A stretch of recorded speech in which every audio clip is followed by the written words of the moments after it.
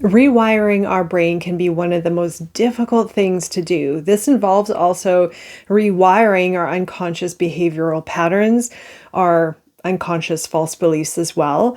This aspect within ourselves is so nebulous, it's so abstract, it's so foreign, it's so invisible. It's hard to really even understand what is under there, what's under the surface that we can identify and that we can change.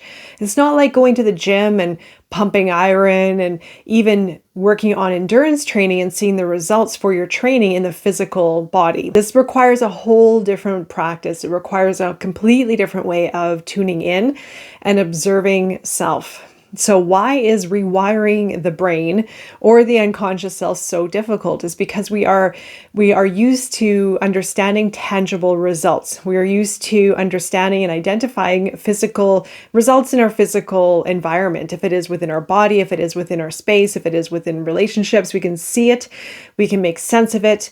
Our conscious mind can tune in and understand what is happening and the results of our effort. But inside, our inner workings, our inner senses require a whole different way of tuning in and understanding.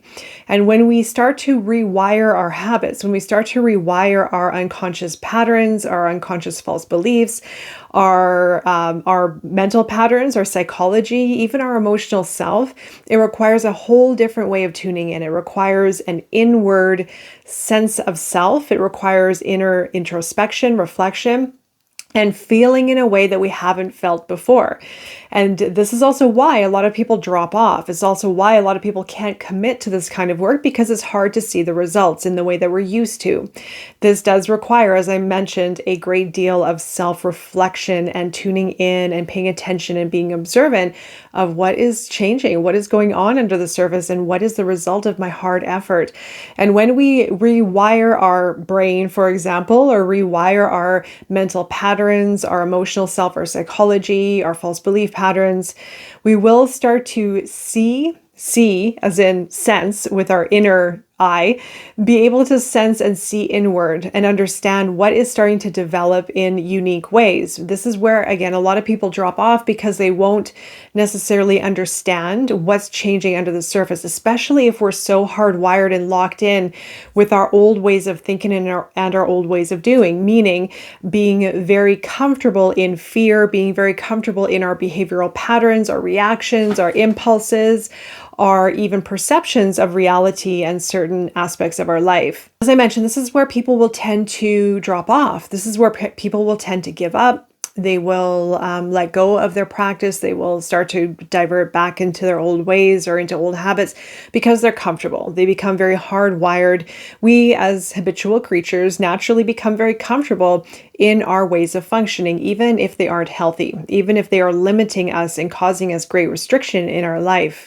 Also, it's important to remember that habit integration takes around 30 to 60 days to see results for the changes. And this is results based on regular daily work, or at least every few days or couple of days. This is going to be dependent on how committed you are to your work and the results that you want to see. And also to tough it out when you don't see the results that you're expecting, or you can't quite sense them, knowing that something is working under the surface. Something is happening. We'll just let it do its thing. I'll keep going and we'll see what the changes are as the outcome. And that resiliency and that burning commitment to one's changes and goals in their life will get them to the finish line, so to speak. I mean, I don't know if there's really necessarily a finish in certain ways. It keeps morphing and changing into different aspects and to different experiences. But if we want to rewire, if we want to overcome some bad habits, some destructive habits, understand ourselves deeper, this is going to be one of the most important, crucial aspects, or practices, I should say, that we can dedicate our time towards. So rewiring our habits. Now, you can think of this as rewiring your brain. You can think of this as rewiring your unconscious. When we start to change our habits, habit integration, these rewiring practices can change a lot within ourselves, can completely open new pathways of observing, of being, of feeling, of sensing. This is going to be one of the most deepest practices you can ever invest into. This is going to be one of also the best investments that you can offer yourself. It does require a lot of patience because, as I mentioned, we're used to having control. We're used to seeing the results in certain ways. We're used to having expectations in certain ways. This requires to throw all of those out the window and to start fresh and to be open to something completely different, to be open to discovering yourself in a deeper way, to be open to feeling and sensing without judgment, without criticism, without putting expectations and pressure on self, by just sitting and feeling and sensing and observing and committing to your practice to create change in your life, in your unconscious. This is where it all starts. The life change in our life starts from within here, always. And so how we are interpreting the world, how we see the world, is how we're going to show up or not show up, how we're going to see the world and interpret the world based on our patterns, is going to be how we react to certain situations or not. It can be an inward reaction or an outwardly reaction. It can be psychological, emotional, physical.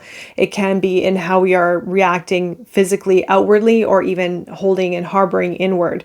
And so all of these different aspects of how we are responding to life will change and alter based on your sense of self, based on the understanding of self, the acceptance of self, the wholeness of self. And we get there by observing our whole self, by seeing inward, by sensing inward, by turning our gaze inward to feel into our heart, feel into our body, feel into our soul, feel into our emotions. And when we start to develop those senses, when they become greater, we also develop a greater sense of relationships, of the outer world, of life itself. And so this inward introspection, this inward sensory experience is only going to enhance our ability to sense more and to pick up more and to understand more in incredible ways. So there are so many benefits to this practice. But in this video, we are looking at rewiring the brain, rewiring the unconscious self, rewiring the mind, however you want to term it. This is about making conscious decisions around changing behavioral patterns, changing false beliefs. And false beliefs, just to reiterate, I've mentioned it in many other videos as well. These are the false beliefs that we have built within our unconscious self based on difficult experiences that we've gone through in our formative years or through observing certain matters and relationships and experiences in our formative years as well. So we can form these false beliefs based on other people's false beliefs during our formative years, based on difficult experiences, based on influences from our outer environment as well that are in conflict with our true beliefs of who we truly are. And what happens within our deeper self is our true self is constantly in conflict with these false beliefs. And this is what causes a lot of illnesses and aches and depression and emotional outbursts, because we are in conflict in our inner, deeper self.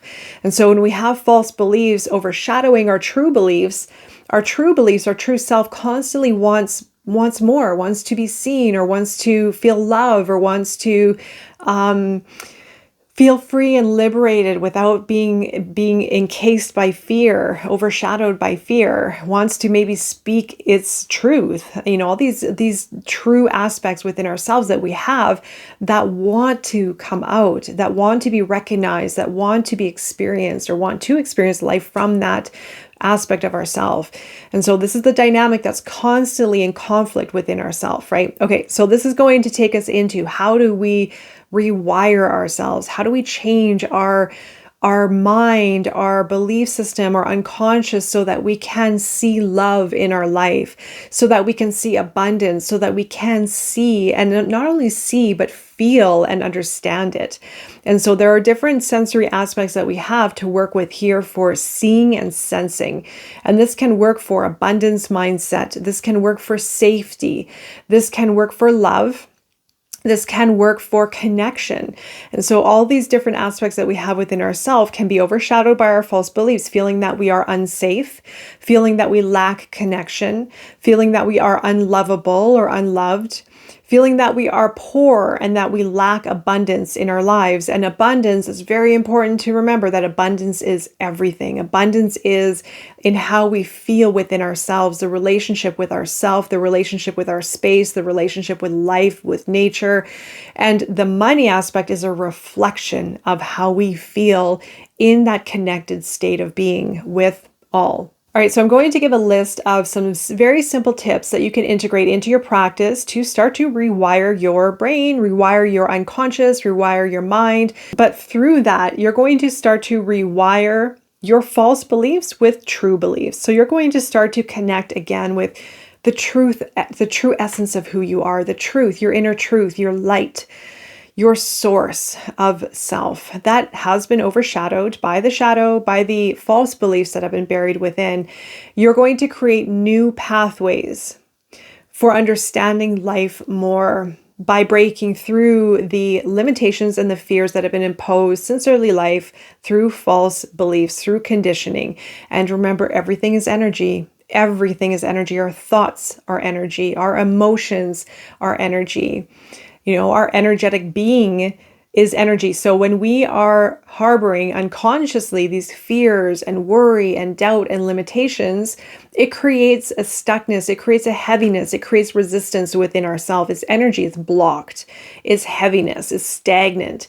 And so when we start to rewire and we start to open up and change these pathways, we are opening up more flow.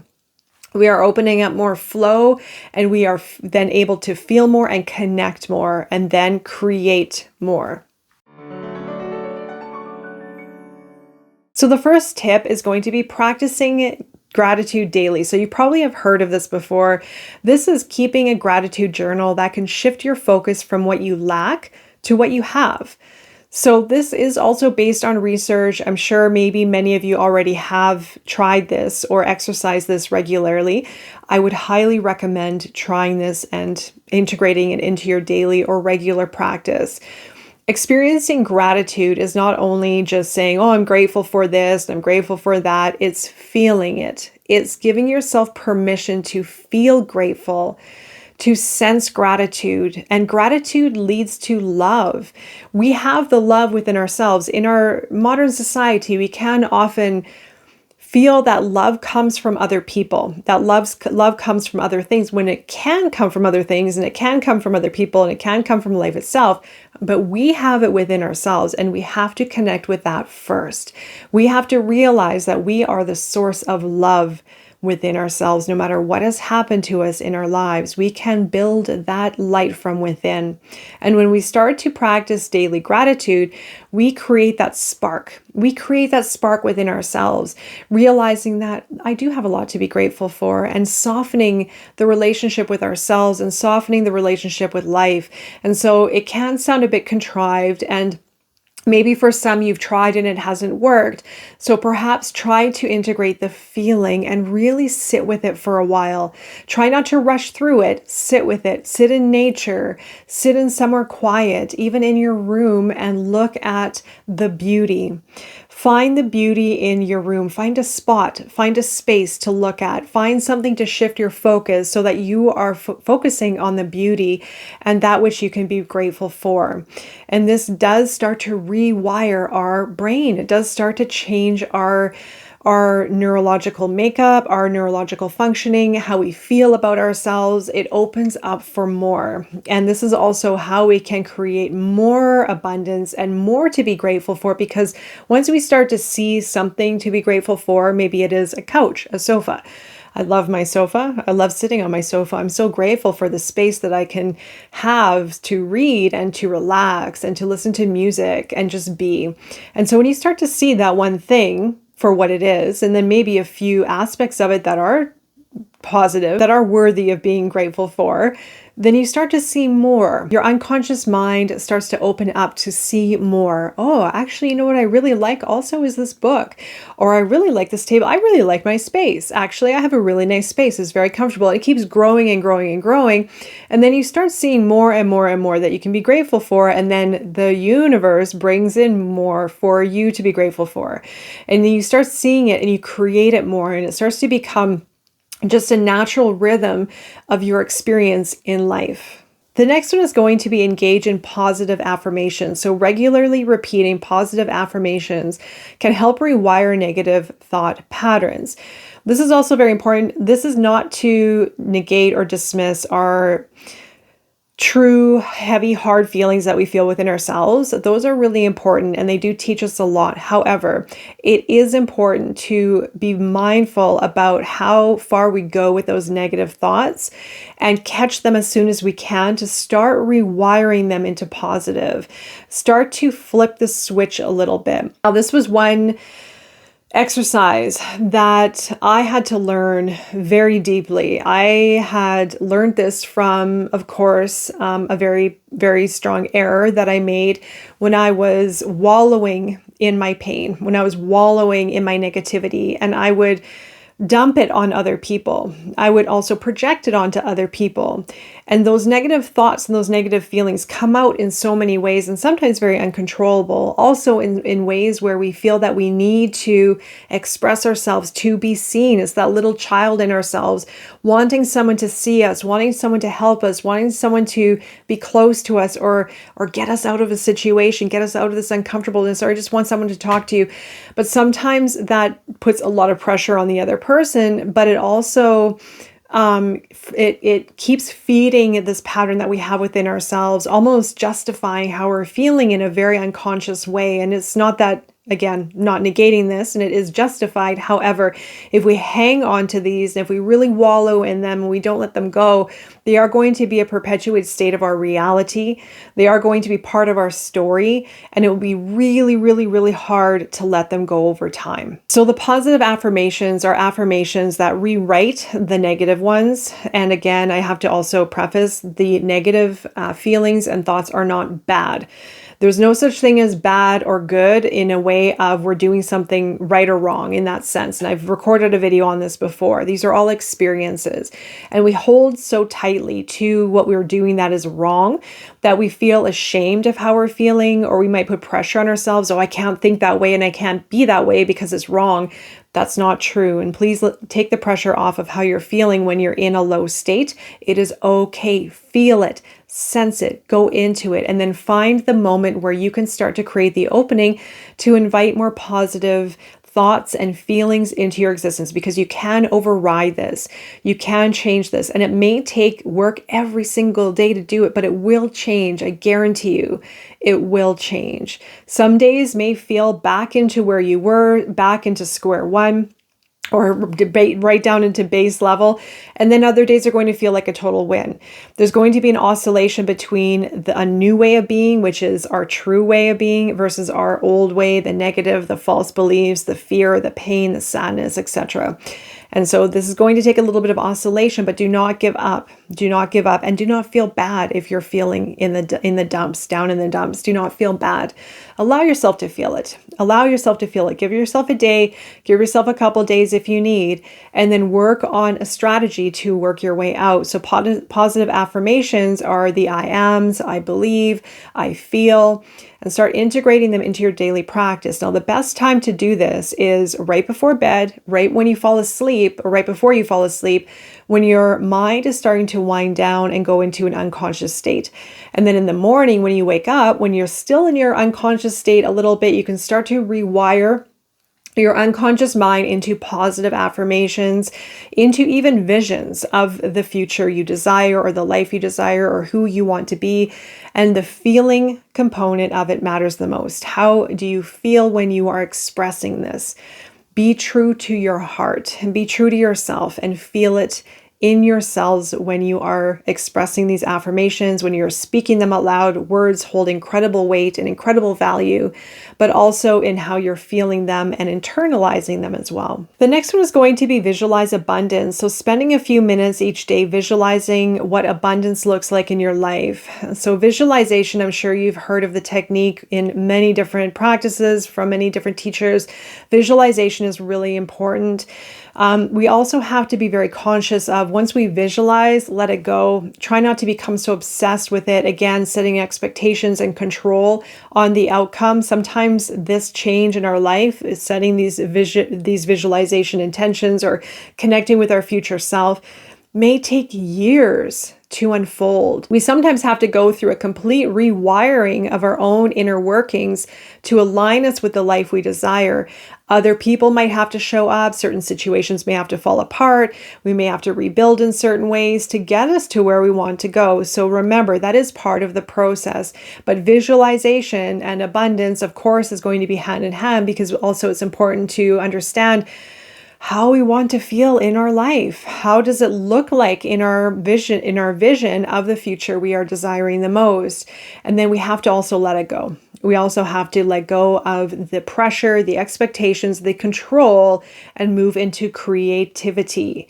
Creating, it comes from love, comes from surrender. It doesn't mean to stop doing the work. It means to take the pressure off of the expectations, the control, what isn't working. I'm not getting my manifestations. I haven't seen my results. And when we stick in that, when we're still in that mind frame, that's coming from our false beliefs that nothing is working. I can't trust the process. I can't trust the universe. I can't trust myself. I can't trust anyone else. Whatever the false beliefs are, they will come to the surface when we are still in those patterns that we're trying to essentially work out of. So again, do not feel bad if you are experiencing those patterns. I go through this myself. That's why I'm talking about it. But the more and more that we are aware of it and drop into more trust and let it go, and stay true to our vision of what we're desiring, it is all going to happen for you. It is all going to fall into place. And like I said, sometimes things may have to fall apart in order for it to be built in the way that you are desiring. The next one is going to be cultivating mindfulness. So mindfulness practices such as meditation can help you become more aware of your thoughts and feelings without judgment. I cannot stress this enough. Meditate, meditate, meditate. Meditation leads to self-reflection, leads to self-awareness, leads to heightening your internal sensory experience, leads to compassion, leads to calm and peace and understanding. It basically distills the murkiness within our sense of view or sense of understanding into something of a clearer viewpoint and a more compassionate understanding, and I would say even broad viewpoint, our ability to see things from a bigger landscape, to see things from a more enlightened viewpoint and a higher, more broader perspective as well. The next one is going to be limit negative inputs. So be mindful of the media you consume and the company you keep. Surrounding yourself with positivity and supportive people can foster an abundant and healthy mindset. Yes, now you know like attracts like, and so it's going to be very beneficial to observe what is in your surroundings, what are you attracted to and what are you attracting, and what does that say about how you feel about yourself on a deeper level. Are you in fear? Therefore, are you watching a lot of TV and news and media of that sort, which perpetuates a feeling of fear, helplessness, and hopelessness? And that is going to prevent oneself from feeling abundant and free and capable and able, right? So it's very important to be mindful of what we are listening, what we are feeding ourselves with, because every input is a source of food in a way. What we hear, what we see, and what we converse in, what we're talking about with other people, the kinds of people that we surround ourselves with as well is going to be a very big indicator of how we feel about ourselves internally. And of course, this is not about cutting people out and things out. It is being observant of how we are creating our reality based on how we feel deeper within ourselves. So the more healthier relationships we have are going to be beneficial. The more supportive content that we are going to find is going to be beneficial, etc. Celebrate the small wins. Acknowledging even minor accomplishments can boost your motivation and reinforce positive behavior. When we get excited, when we get that hit of energy, when we get that rush, that sends a signal to ourself, to our unconscious self, to our brain, to our body, that something good is happening, something exciting, something joyful, and it loves that energy, it loves that feeling, it loves that sensation. And when we experience it more, we're giving our body permission to feel it and to welcome it in. And when we allow for this is like love. When love comes into our life, we sometimes may feel love and then we may unconsciously close it off. Well, that was just a fluke, or well, that person's not going to last anyway. As soon as our unconscious comes in and prevents us from fully enjoying it and fully relishing in it and just absorbing ourselves in the situation, in the experience, we welcome more of it. We give ourselves permission to have it. We give ourselves permission to receive it and to accept it and to integrate it into our life. Now, our unconscious can come in and make up excuses or tell a story and literally shut it down in that moment. But when we consciously celebrate even the smallest of victories, even maybe a small accomplishment, all of a sudden you realize that this work is paying off. Go celebrate it, because you're sending signals to yourself constantly that this is working, that I'm grateful, that I am receiving the change, that I am integrating, I'm accepting the good stuff, I'm accepting the change in my life. And we keep that door open. And we keep it open even more, and we keep it open even more, and we celebrate it even more. And then we see life as an experience. We celebrate more, we laugh more, we love more. It's not about being in toxic positivity, because I know I've talked about that as well, but it's really about cherishing life and learning to feel it and accept it within ourselves, but accept it within life itself. The final one is develop resilience. So building resilience through challenges can improve your ability to cope with setbacks. I also want to add in here looking at challenges as opportunities, and I've talked about this before as well. We can sometimes face challenges and become crippled, paralyzed at the fear of the outcome, the worst case scenario, maybe something really bad happening to us. And we would see that challenge as a setback. It'll even then set us back even more when we see it as a setback, because it would be really hard to then get out of it. It will be really hard to make constructive changes and see the opportunity that it brings, while also building resiliency through it. And so we can become a prisoner of our unconscious patterns, of our false beliefs, and become almost even more suppressed or oppressed by these so-called setbacks. But nothing is a setback. They're just certain experiences, they're obstacles, but they're also challenges that give us opportunities.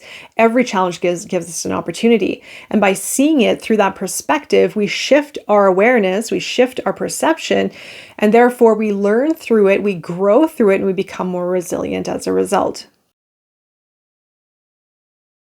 All right, so why do people give up so easily with this work? Well, because as I mentioned, it's very difficult to see the results, and it can be really hard.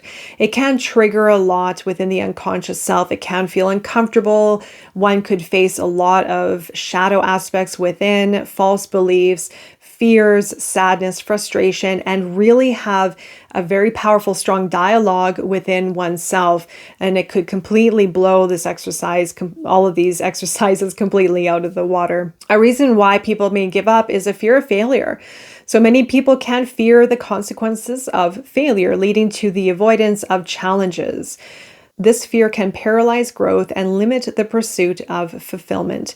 Fear is our greatest teacher, but fear is going to be one of the greatest hurdles that we have to work through. Fear, we all have it within ourselves. We can all relate to fear. There are many types of fear. I did a video in the past of all the different types of fear. I suggest watching it, because there's more than one fear. There are many, many fears and many manifestations of those fears as a result. And fear can limit us in so many ways. And the fear of failure, even the fear of success and fear of the unknown, can prevent us from trusting this process, can prevent us from believing in ourselves, and can prevent us from trusting the unseen. So the fear can come in and create a story that this isn't safe, this isn't okay, this isn't going to work. And whatever stories perpetuate within our unconscious, it will hold us back and completely remove ourselves from even trying. The other reason could be lack of immediate results. So people often give up when they don't see quick results. Research has shown that delayed gratification is key to achieving long-term goals. We live in a society of instant gratification, instant reward. We have a quick fix type of society where we have fixes for everything that come at an instant. However, the long-term gain is where the results are going to really show. We need to invest in ourselves more now than ever before. This also is going to require us to break some patterns that have been ingrained from society, this instant gratification society that we are in. Removing ourselves from those old programs and trusting in ourselves for the long haul, the long game. How bad do you want change in your life? I remember years ago when I was talking about self-healing, someone asked me, how can I heal myself right away? I want to get out of where I'm at. I don't want it to take forever. Well, if we don't even give ourselves a chance, then we are going to stay in the same life. We are going to stay in the same cycles. We are going to perpetuate this, and we're not going to be able to get out. If we invest in ourselves, and if we even just try, give it a shot, then year by year, you're going to be in a better place and a better place and a better place, rather than not trying and not investing yourself, staying in the same old story. And in fact, not only even staying in the same story, but potentially even getting worse. Negative self-talk could be another deterrent or a reason why people would give up, is the internal criticism can undermine confidence and motivation. So studies have indicated that self-compassion can counteract this tendency and encourage persistence. Negative self-talk, we can all relate to this. It could be the inner critic. It could be self-doubt. It could be the excuses that come up in our head. It could be wanting to maybe watch TV instead of working on oneself. Whatever the case may be, we all have this. It could be the self-saboteur within ourselves as well, right? So it is important to be aware of how am I sabotaging my ability to rise above and to invest in myself. And if there's a bit of self-sabotage that shows up, don't feel bad about it. This is a simple exercise of self-awareness, to be aware of where we are maybe in need of some adjustments, maybe in need of greater self-awareness to move through these patterns. This is not a straight line, linear process. It is very windy. It's a few steps forward, a few steps back, to the side, up and down. It's kind of all over the place. But as long as you know where you want to go, again, that vision and that goal and just setting yourself on track and believing in yourself, that's all you need. The rest is navigating as it comes and goes. So being aware of negative self-talk so that you can understand where it's really coming from. Is there a fear under the surface? Is there something else that needs to be acknowledged and worked on so it can be released, so it can have a bit of illumination for you to work through? When you catch negative self-talk, you can immediately turn it into something productive. And just as Wayne Dyer had mentioned, abundance is not something we acquire. It is something we tune into. So remember, this story called life is something we get to create by being mindful. The abundance that we are going to create in our life is something we experience in the present moment. Money and success is a byproduct of how we feel about ourselves, how we engage with the world, our relationship with life itself, and the belief that we have within ourselves. So never give up on yourself in this story called life, in this practice as well of rewiring your unconscious, rewiring your mind, if you want to call it, changing your mindset and setting yourself up for success in abundance, in love, in life. All right. So I hope this video offered you some guidance on your path forward and beyond. And I look forward to seeing you again very soon. Take care.